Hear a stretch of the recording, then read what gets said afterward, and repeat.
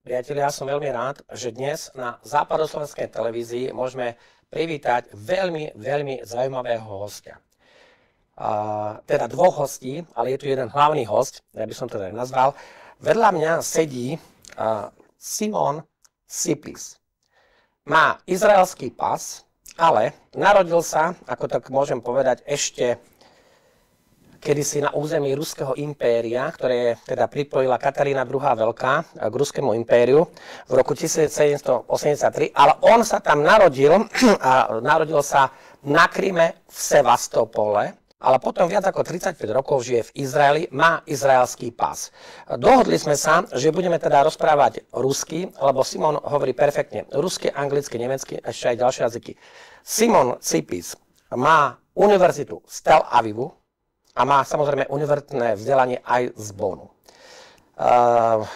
Téma, môžeme sa rozprávať o čomkoľvek, s tým, že nosné témy dnes by boli Ukrajina, Rusko a tie vzťahy medzi tým, z celého toho medzinárodného pohľadu. A zároveň by, ak nám ostane čas, tak aj ten, po rusky je to, že Blížny Vostok, po našom Blízky východ, ale správne by to malo byť Západná Ázia, tak by to malo byť. A teda, vítam vás. Dnes vítam Dušan Doliak. Ďakujem. Vítam vás. Známa osobnosť. A Simon Sipis. Здравствуйте. Скажите немножко, пожалуйста, о себе. Нech sa páči, povedzte dačo o sebe, Simon Sipis. Родился я в Советском Союзе, в Крыму, в городе Севастополь. И в 11 лет вся наша семья эмигрировала в Израиль, когда мне было 11, я имею в виду. То есть в Израиле я уже живу почти 35 лет. Čiže v Izraeli už žijem 35 rokov. A u vás toľka máte iba izraelský pas? Да, израильское гражданство.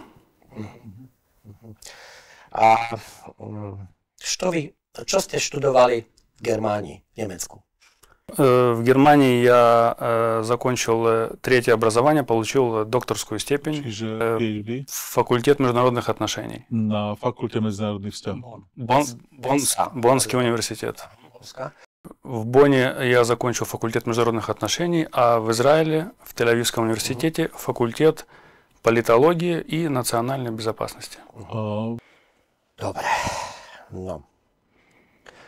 Simon, что бы вы нам сказали об отношениях Украина-Россия и война Украина-Россия? Čo by ste nám povedali o vzťahu medzi Ukrajinou a Ruskom a tá vojna Rusko-Ukrajina? Суть данного конфликта, она сходится к тому, что Украина намеревалась, во-первых, стать членом Евросоюза, а во-вторых, стать автоматически членом НАТО. Членом НАТО. Тут необходимо понимать, что членство в Евросоюзе, оно несет за собой три основных элемента. Экономический, военный и религиозный. И по всем этим трем элементам Евросоюз выигрывает, а Россия проигрывает. Суть заключается в том, что каждое государство, которое находится особенно вблизи границ с Россией, в экономическом элементе, становясь членом Евросоюза, Россия не может больше экспортировать свою продукцию в эту страну. Второе. Это же государство, становясь членом НАТО, становится автоматически соперником России. И третье. Членство в Евросоюзе подразумевает под собой религиозный аспект в том, что православное христианство трансформируется в христианство католическое. Иначе говоря, христианство ортодоксальное. Цель Евросоюза – это трансформировать эти страны, которые были славянские, в Восточной Европе. Христианство католическое. Лидер религиозного направления Евросоюза – это Ватикан. Лидер экономического направления – это Германия. Военного элемента – это, соответственно, США, которые, кстати говоря, не являются членами Евросоюза, но лидирующее государство, стержень НАТО.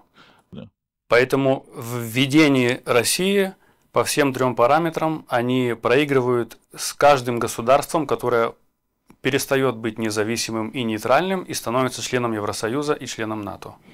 Например, ярким примером трансформации, попытки трансформировать славянское государство Украину в христианский католицизм, это в период войны Ватикан стремится закрыть ортодоксальные русские церкви и заменить их церквями католическими. С точки зрения экономики, Германия, являясь самым большим экономическим монстром Евросоюза, стремится овладеть новыми рынками сбыта, экспорта своей продукции. Основные ресурсы, экспортируемые Германией, это химия, машиностроение и сельское хозяйство. Это, в свою очередь, означает, что местное производство у вас в Украине, во всех членах Восточной Европы, будет либо перекуплено, то есть приватизировано Германией, либо будет уничтожено и закрыто, как происходит в Украине. Пожалуйста. Какие отношения сейчас между правительством Израиля и Украиной? Какие sú vzťahy medzi vládou Ukrajiny a Izraelom? У Израиля отношения с Украиной начали происходить в очень тесном сотрудничестве с того момента, как Россия начала использовать иранские вооружения в войне с Украиной.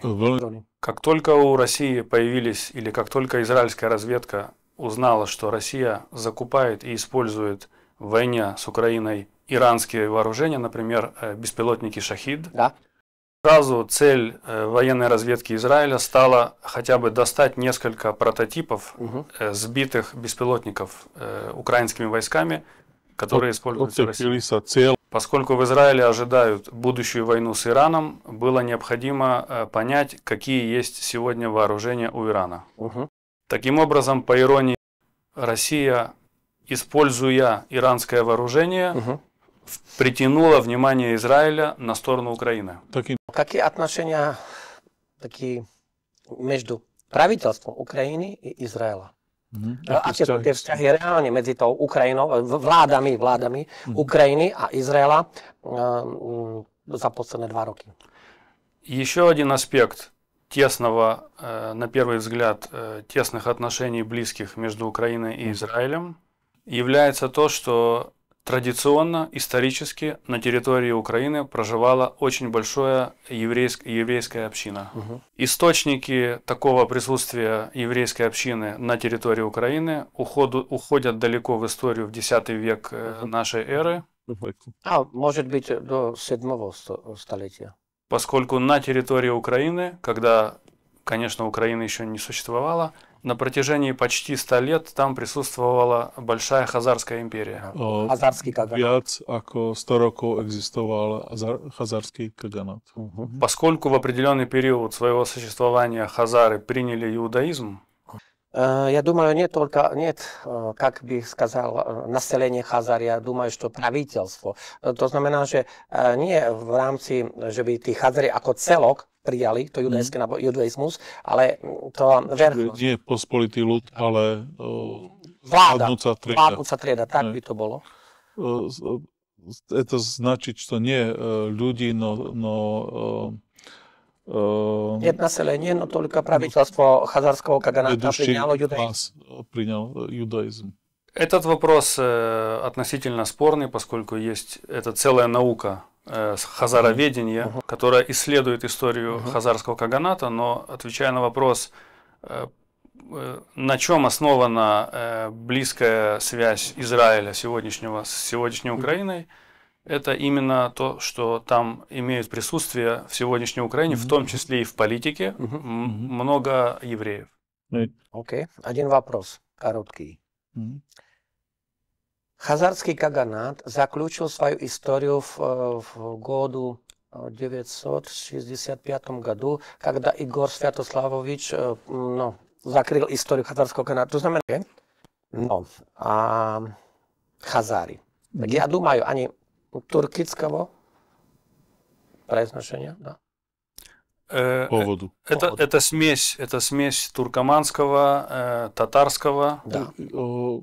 Chazari Да. sú etnicky zmesou turkistickej, Aj tatarskej. tatarskej nejakých národností Áno, pôvod. pôvodu. И даже хазарский каганат в некоторый период времени очень тесно сотрудничал с другими этносами ислама, мусульманами. Chazarský kaganát, tam teritorium bylo od Kaspijského mora do Černého mora. A Palestína od, Izrael, государство Израиль возникло, восстановлено 14 mája 1948 года, да? В 1947 провозглашение в ООН. Да, это декларация. 40 roku это декларация. Бен Гурион в Тель-Авивской книжнице. Вы понимаете, кто Бен Гурион? Spojených národov. В библиотеке Тель-Авивской он провозгласил государство Израиля. Бен Гурион vyhlásil 14. mája 1948 štát Izrael. No. A medzi to chcem pochopiť. Ja хочу понять. Между Палестиной, Израилом, территориум и хазарским каганатом там 1000 километров. Там sú 1000 километров vzdialenosti. Какое там могли быть отношения в 10 столетии? Это очень хороший вопрос. No. Veľmi dobrá otázka. Хазары изначально не были никогда евреями, они приняли иудаизм. А это значит, что они не являются потомками авраамического колена иудеев. Karol Šalamún, on построил храм. 1000 лет перед, 3000 лет назад, да, истории. А потом там было первое падение храма, второе. Teda Šalamún postavil ten chrám, potom bolo prvýkrát padol ten chrám, druhýkrát padol ten chrám. A сейчас говорят, что может быть, что будет третье падение храма, že príde čas, keď padne ten tretí chrám pre Musím Izrael. najprv postaviť, áno, ja ťa trošku môžem doplniť. Vieš, o čom sa bavíme? Viem, Hej?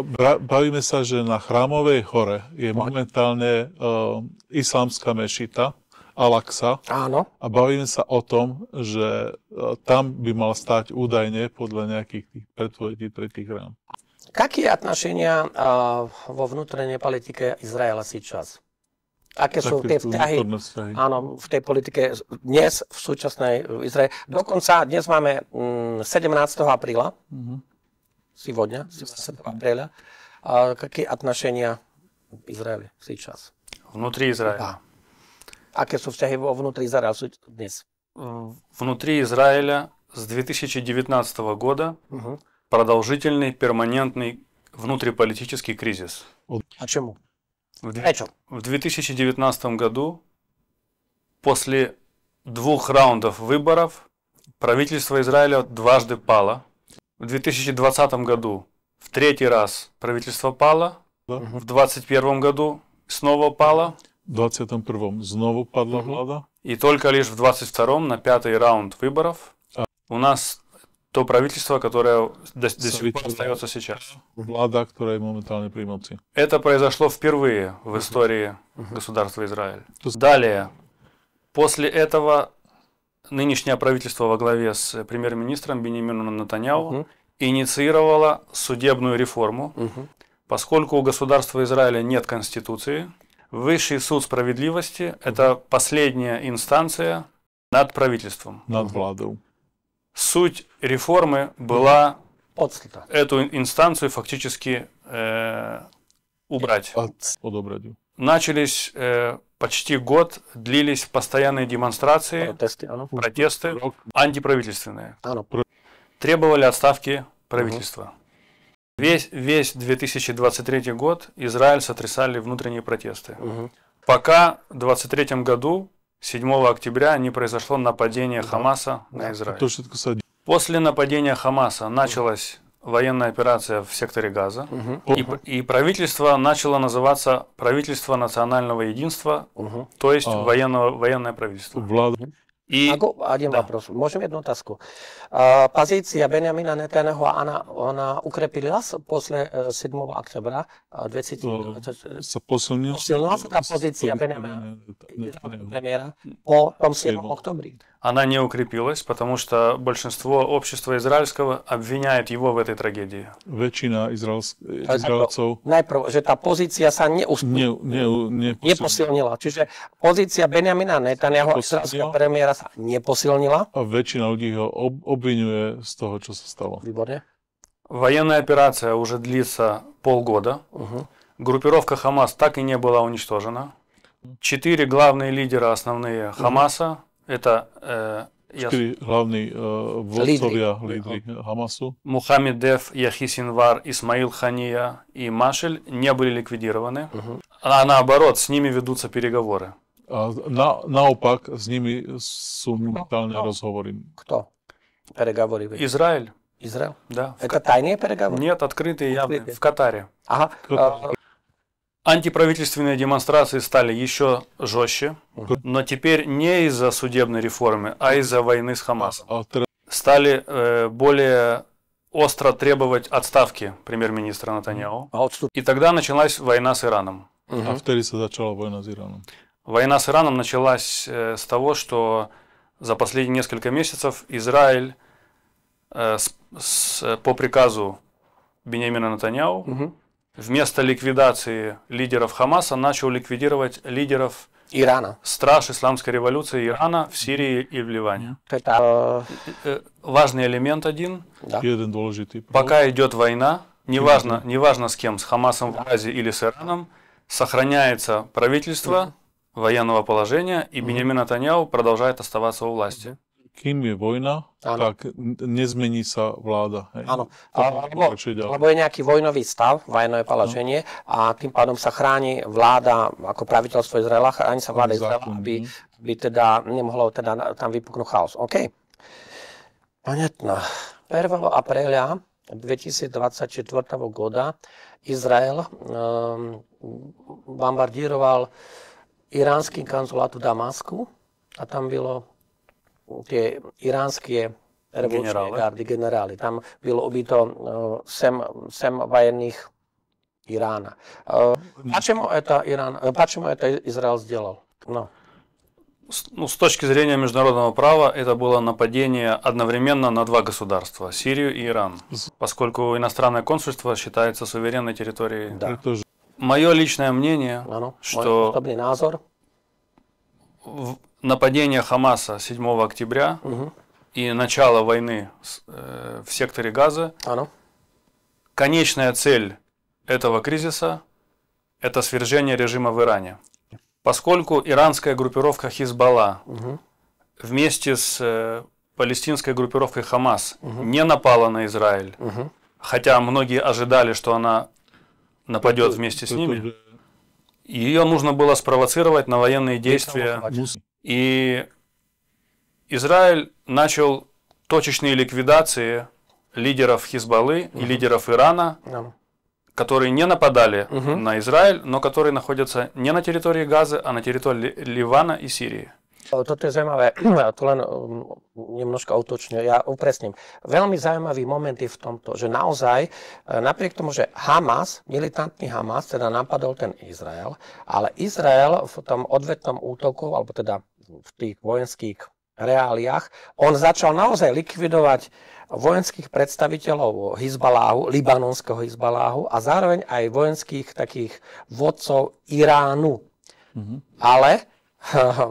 Ale tým prvotným útočníkom bol ten Hamas. Hej. Пожалуйста, pokračujte, prosím. Странность этой ситуации заключается еще в том, что Хамас это суннитская группировка, а Хизбалла шиитская. Да, a Irán je šítsky. Čiže vlastne došlo spojenie istých náboženských, religióznych nepriateľov, kde Hamas, Hizballah, v podstate tam jedni sú suniti, druhí sú šíti a Irán je tiež šítske islamské, ako Islamská republika. Хамас активно поддерживается 2 главными государствами, это Турция и Катар. Однако израильское руководство приняло решение, что Хамас активно поддерживается также Ираном шиитским. И по причине нападения суннитской группировки Хамас начала таргетировать шиитскую группировку Хизбалла. На протяжении 4 месяцев Хизбалла не поддавались на открытые военные действия с Израилем. Несмотря на то, что израильское руководство ожидало, что начнется война с Хизбаллой, поэтому эвакуировали северную часть Израиля. На этом фоне антиправительственные демонстрации увеличивались в Израиле. На протяжении 4 месяцев Хизбалла не поддавалась на открытые военные действия с Израилем. И 1 апреля был нанесен ракетный удар по консульству Ирана. Тяжело предполагать, что в Израиле не понимали, в израильском руководстве, что Иран, наверное, ответит. Перед ракетным ударом 13 апреля по Израилю Иран предупредил Турцию, предупредил Саудовскую Аравию и предупредил посредников в Швейцарии о запланированном ударе. Турецкие, саудовские и швейцарские посредники передали информацию США.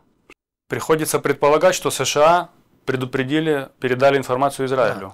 То есть Израиль был готов к ракетному удару Ирана, предпринял все необходимые меры и благополучно сбил ракеты, зная когда и, видимо, в каком направлении и какого типа ракеты будут лететь.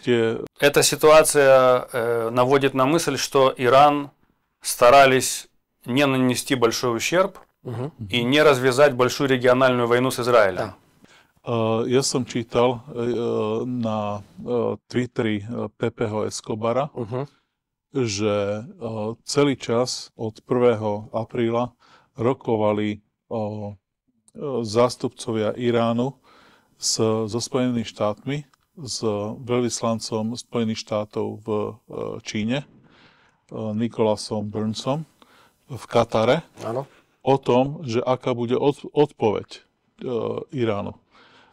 Ja čítal na Twitteri Pepeho Escobara и он там цитирует Wall Street Journal, что 2 недели они говорили вместе в Катаре между Ираном и Николасом Бёрнсом о ответе на этот атак в Дамаску. Но и они спросили, иранцы, если когда не будет жертвы ни одного человека, и когда они будут только когда они ударят только на военные цели, инфраструктуру, да, если это будет толерировать США. И Бернс сказал да. Это очень важный момент, потому что сейчас они ждут ответ Израиля на иранский атак. Je to veľmi dôležité kvôli tomu, že momentálne sa očakáva zase izraelská odpoveď na tento iránsky útok. Иран был готов отказаться от ответного удара 13 апреля и выдвинул Израилю условия. Условие было остановить военную операцию в Газе. Израиль, судя по всему, отказался от этого предложения. Podľa všetkého Izrael odmietol. No, могу? Я слышал, что тоже Иран хотел, чтобы Безопасная рада, Безопасная рада ОСН. Že počul som, že Irán хотел, чтобы chcel, aby Bezpečnostná rada OSN сказала, что это было международно-правное преступление, что когда Израиль ударил по консулату иранскому в Сирии. Иран хотел, чтобы международное государство или осудили этот. Но это не произошло. Да. Не стало так. Я слушал, что Иран сказал в Раде безопасности. Počul som, čo Irán povedal v tej bezpečnostnej rade. они сказали все, что произошло и почему это не для международного права. И потом на голосовании 3 государства отметили это. Amerika, Francia, Veľká Británia. Ako USA, Francúzska, Veľká Británia. Odmietli toto vyhlásenie bezpečnosti. В данной ситуации еще есть очень важный элемент, который нужно принять во внимание. У Израиля есть очень сильное влияние на внутреннюю политику США, а у США на внутреннюю политику Израиля. Демократическая партия США, она традиционно является левой и очень часто проводят антиизраильскую, антисионистскую политику. Сейчас у власти Джо Байден, и демократы сделали следующие вещи. В одностороннем порядке начали процесс создания палестинского государства, поддержали суд в Гааге за нарушение прав человека Израилем, начали высказываться о том, что прекратят военную помощь Израилю. А с другой стороны, республиканская партия, когда Дональд Трамп был президентом, перенесли посольство США из Тель-Авива в Иерусалим, вышли из ядерной сделки с Ираном, удвоили военную помощь Израилю, инициировали Авраамские соглашения между монархиями Персидского залива и Израилем. Инициировали Авраамовские мировые соглашения. Авраамские соглашения. Какие соглашения? Авраамские называется. Авраамские соглашения. Авраамик Аккордс. Саудовской Аравии с Арабскими Эмиратами. Авраамские dohody štátov, teda Saudská Arábia, Katar, Соединенные Арабские Эмираты, Spojené Арабские Эмираты. Это, обратите внимание, это суннитская часть исламского мира. Sunnickou časťou islamské. Pozornosť na to, že je to tá sunnická časť, teda to sunnické náboženstvo, ale to sunnické náboženstvo je v konflikte s tým šítským náboženstvom v Iráne. Hej? То есть вы видите контраст между республиканцами и демократами в США по отношению к Израилю. На этом фоне в исламском мире Иран видит, что он теряет позиции, поскольку между Ираном и Саудовской Аравией, между Ираном и монархиями Персидского залива идет конкуренция, кто станет лидером мусульманской цивилизации. И Иран представляет шиитов, а Саудовская Аравия суннитов. И позиции на Ближнем Востоке и в Персидском заливе Иран теряет. Могу один вопрос? Jedna otázka, či môžem. Ja думаю, что позиция Ирана z последних 40 лет, она укрепилась. Она укрепилась только по одной причине. Иран стал союзником стран БРИКС, и он стал частью глобального Востока. Глобальный Восток, костяк глобального Востока – это страны БРИКС, и основными членами этого блока нового это Бразилия, Индия, Китай, Чина, Россия, Русско, Южная Африка, Египет, Арабские Эмираты и Иран. Арабские Эмираты, а Иран. Ну, тоже Эфиопия. Да.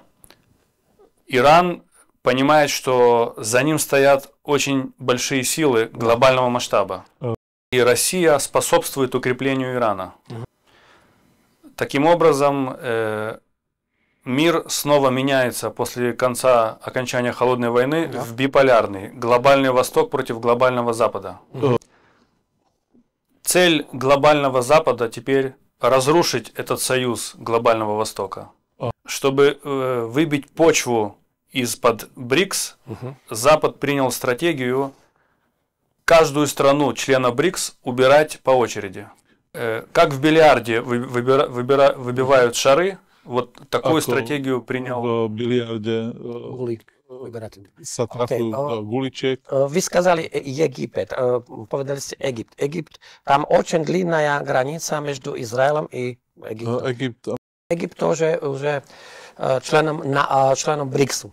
Egypt je členom BRICS. Takže какая роль, а какая позиция Египта к Израилю сейчас? У Египта с Израилем есть мирный договор, который был заключен в 1978 году. Мирный. И спецслужбы сотрудничают много лет со спецслужбами Израиля. Основная проблема Египта – это Синайский полуостров. У Египта и Израиля есть длинная история, и самым острым моментом этой истории была две войны между Израилем и Египтом. На протяжении 6 лет Синайский полуостров был оккупирован израильскими войсками.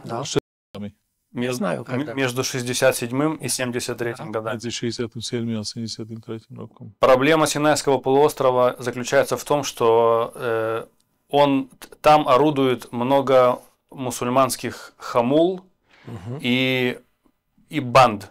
Там процветает контрабанда оружием и наркотиками. И несколько племен, когда была арабская весна, несколько племен на Синайском полуострове даже дали клятву верности группировке ИГИЛ. Исламскому штату. ИГИЛ je islamský štát по-русски. Islamské государство в Иráne, Iraku i Levante. ИГИЛ, islamské государство. Lebo to veľakrát sa to Väčšinou používame anglickú skratku. My používame ISIL. Ale Rusi majú ИГИЛ, takže islamské государство ИГИЛ. Поэтому у Египта и у Израиля есть общий интерес. Израиль хочет остановить контрабанду оружия, которая из Синайского полуострова попадает в сектор Газы. А египетской армии тяжело контролировать Синайский полуостров. Периодически там происходят нападения на египетских военных местными бандами. Самая главная угроза заключается в том, что Синайский полуостров может стать как бы такой мировой серой зоной. Называется Terrorist Safe Haven, где процветают беззаконие, контрабанда, торговля оружием, наркотиками и самое главное, на территории, на которой обучаются боевики. Ярким примером такой серой зоны является Афганистан. Что касается Афганистана,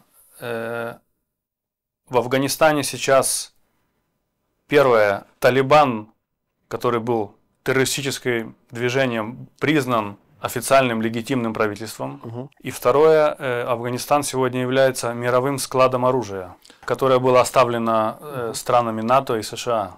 Поэтому есть очень серьезная угроза и потенциал в том, что рано или поздно с территории Афганистана может произойти нападение на одно из соседних государств. Исключаю, что возможно даже нападение с территории Афганистана может произойти на Индию. Тут мы возвращаемся на то, что я сказал, какую стратегию сейчас ведет Запад по разрушению БРИКС. Раздробил BRICS.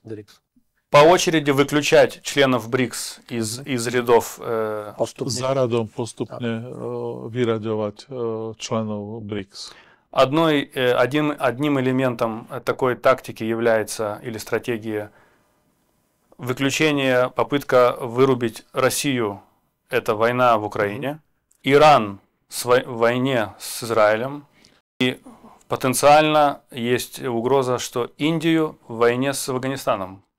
Я думаю, что реалита наоборот. Украина не победит во войне с Россией, и я думаю, что тоже это будет очень тяжелый вопрос для Израиля победить на Украине. А целью не является поражение членов БРИКС. Целью является максимально их ослабить.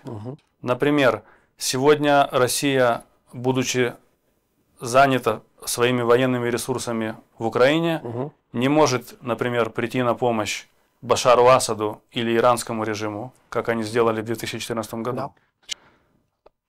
Важно понимать, что в международных отношениях всегда в конфликтах и войнах есть всегда две стороны. Одна сторона всегда пытается изменить статус-кво ситуации и ради этого готова воевать. А другая сторона старается сохранить статус-кво и тоже готова за это воевать. И еще один элемент международных отношений. Обычно происходят события, которых меньше всего ожидают. OK, no, interesné. Veľmi zaujímavé.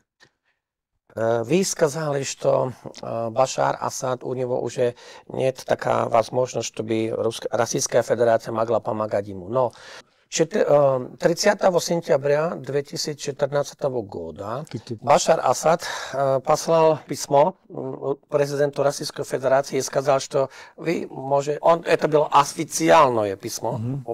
Кому? Путинові. Путинові. А Путин то приял, а там... Путин это принял. А он письмо. Послал контингент, можно 5000 военных, но там были зенитные комплексы, это противовзdušná obrana, С-300, С-400.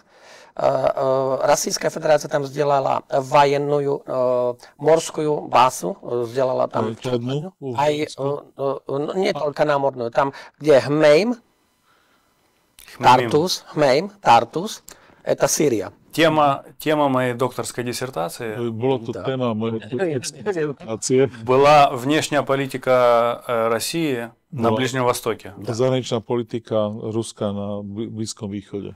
Я очень неплохо знаю в период Советского Союза, какие были базы Советского Союза как в Сирии, так и в Египте. Поэтому Россия в 2013 году фактически не было необходимости заново строить базы, поскольку они там остались еще с советских времен. Preto nebolo to ťažké pre Ruskú federáciu v 2013 obnoviť tie základy, ktoré tam zostali. Религиозный момент. Но Башар Асад, он алавит. Очень приятно, что вы знаете этот фактор, поскольку это очень хороший был вопрос. Россия поддерживала традиционно больше всех именно представителей алавитской этнической группы. И, соответственно, наоборот, алавиты очень лояльно относились к Советскому Союзу и относятся к России. Семейная династия Асада, его отец и его сын, традиционно всегда тесно сотрудничали и работали с русскими. Во-первых, большинство военных баз и военно-морских баз как Советского Союза, так и нынешней России находятся на побережье Средиземного моря, которое населено алавитами. А какие отношения, какие sú vzťahy между алавитами, Ираном и другими теми этническими vzťahy medzi alavitmi a inými islamskými skupinami?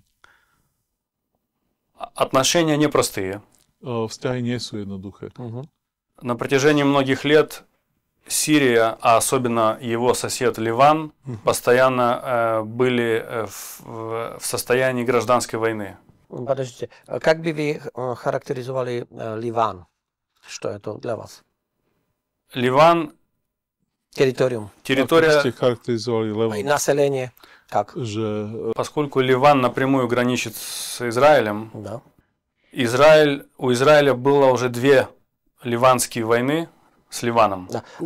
Ливан это, как бы сказал, там столица Бейрут. Да. Да. Да, это Ливан, не Ливан. У нас в Словакии Ливан, Леванта, это историческое другое территорию. Вы сказали Ливан, а Ливан по-словацки это Либанон. Либанон это столица, там есть столица. Походи. Исторически это трохи не. Вы сказали, что тогда отношения между Ливаном, teda Libanonom, где столица Бейрут, это сложнее. Отношения в Ливане сложные и внутри, и сложные и с его соседом Израилем. В 70-х годах в Ливане была группировка ПЛО, Палестинское движение освобождения. Hnutie za oslobodenie Palestíny. Alebo hnutie za oslobodenie Palestíny. Palestinian Liberation Organization. Освободительная армада. Лидером которой был Ясер Арафат. Группировка Хизбалла сегодня, она раньше считалась продолжением этого движения освобождения Палестины, но фактически уже от палестинского движения освобождения там ничего не осталось, поскольку группировка Хизбалла сегодня является прокси Ирана. В 80-х годах у Израиля была тактика создать ливанскую местную армию, libanonskú которая будет лояльна к Израилю. armádu, ktorá bude lojálna k Izraelu.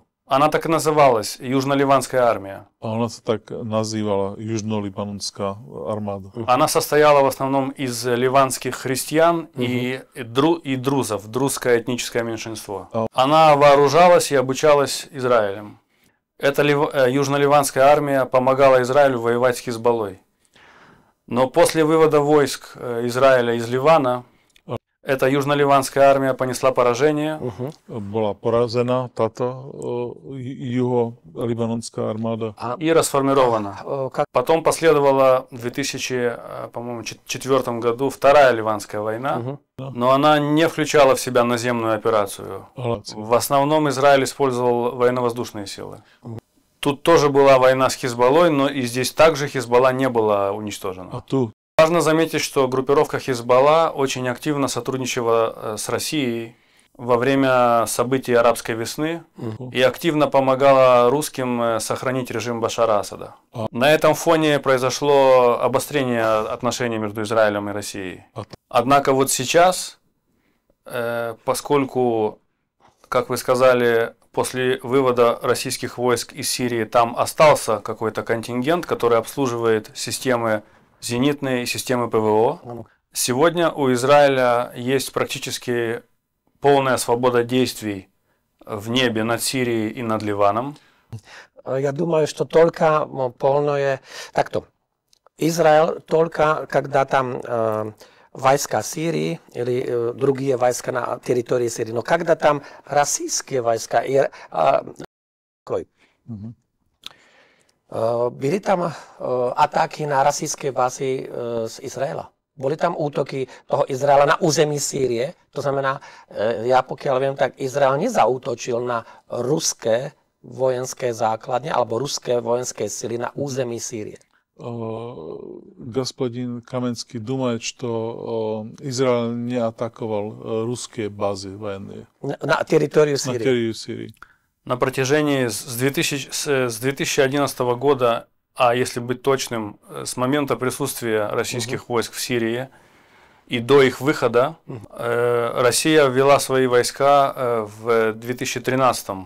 Между Израилем и Россией было тесное сотрудничество между военными ведомствами, поскольку в Израиле понимали, что, например, радары батареи С-300, они покрывали весь периметр и видели израильские самолеты, когда они еще находились в израильском воздушном пространстве. Русские не мешали Израилю наносить удары по группировке Хизбалла в Ливане, но это все близко. За исключением одного случая, когда сирийские ПВО, открыв огонь по израильским самолетам, случайно сбили российский самолет. Российский самолет. Тогда произошел серьезный кризис в отношениях между Израилем и Россией. Но я хочу добавить, что тот факт, что Израиль сейчас имеет свободу действий в небе над Сирией и над Ливаном, говорит о том, что либо между Израилем и Россией есть тесное сотрудничество в отношении территории Сирии и Ливана, либо русских там вообще нет. Alebo tam Rusi vôbec nie sú. Время, час. Spasiba vám za rozhovor. Ďakujem vám veľmi pekne za rozhovor. Dušan Doliak, veľmi pekne vám ďakujem za tento rozhovor. Myslím si, že toto nie je naše posledné stretnutie a budem veľmi rád, ak budeme môcť pokračovať v takýchto, povedali som, veľmi zaujímavých, veľmi sofistikovaných rozhovoroch, kde zaujímavý host Simon Cipis, izraelský občan, nám dokázal... Analytik medzinárodných vzťahov a človek vzdelaný, však má dve univerzity, aj Tel Avivskú, aj Bonskú univerzitu a je to teda odborník na medzinárodné vzťahy a povedal by som, že priniesol do nášho rozhovoru mnohé veľmi zaujímavé momenty. Veľmi pekne ďakujem Dušanovi Doliakovi za to, že takéhoto hostia nám nielen doniesol, ale zároveň, že nám to aj prekladal, tlmočil. Snažil som sa to. Veľmi dobre to išlo. Takže ďakujem vám, ďakujem Dušan Doliak, ďakujem Simon Cipis. Большое спасибо. Спасибо, благодарю вас.